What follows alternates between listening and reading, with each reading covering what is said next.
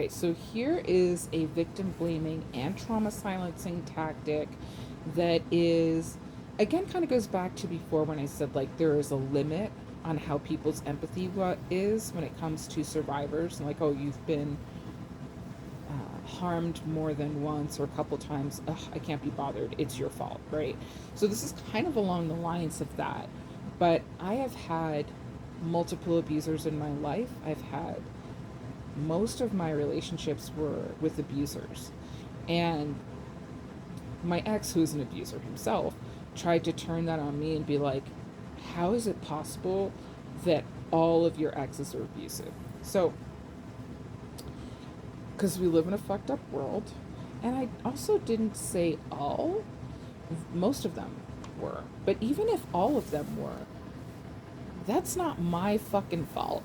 Like, again, this part of the victim blaming. Like, oh, it's a numbers game. It's got to be you. No, that's not how it just automatically fucking works.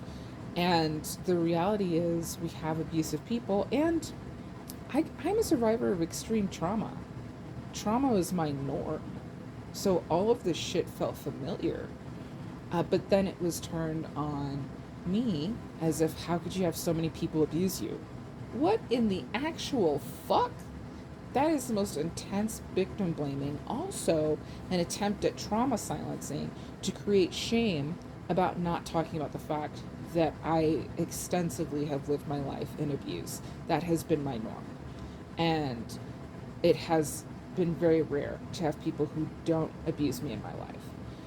So that's a problem with society, and it's a problem with abusive behavior, and it's a problem with my abusers, not the fuck mine, but this is the type of shit that people say, and they stigmatize survivors coming forward and speaking, and they try to silence trauma survivors from speaking. Again, if it feels safe for you to speak, that's up to you. I can't tell you what feels right. But even if it's privately speaking, even if you're talking with a therapist or someone you care about, you have a right to fucking share about how much you were hurt.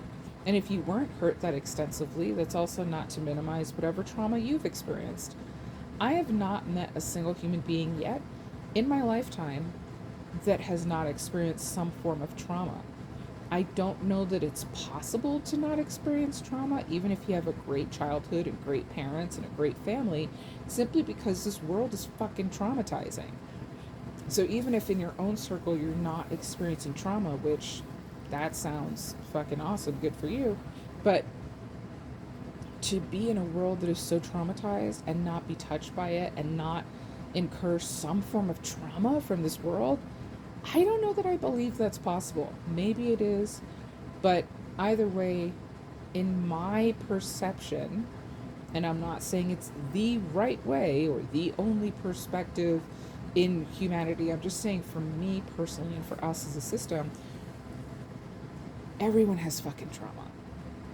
Whatever the fuck that trauma is, even if your trauma is just being alive on this goddamn planet, it's fucking traumatic.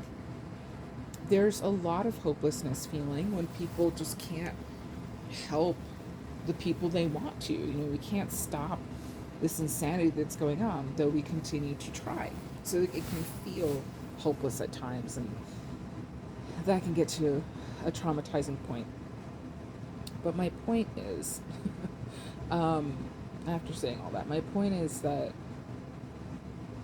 no one gets to tell you to shut up about your trauma. No one gets to compare their trauma to yours and be like, you should shut up because X, Y, and Z. Again, when we go into other people's spaces and they're discussing their trauma, it's not about telling people to, again, bringing in a competition and saying they should stop talking or whatever, give them some kind of limitation. But everybody's trauma is valid, it's real, and it's important. You have a right to talk about it. And even if not everybody relates with you, well, that's just humanity, right? So you'll find people that relate with you and your trauma, and hopefully find a healthy group of people who do that and can support you moving through it. Some trauma, I don't know that will ever be possible to 100% move through, but finding a bit more of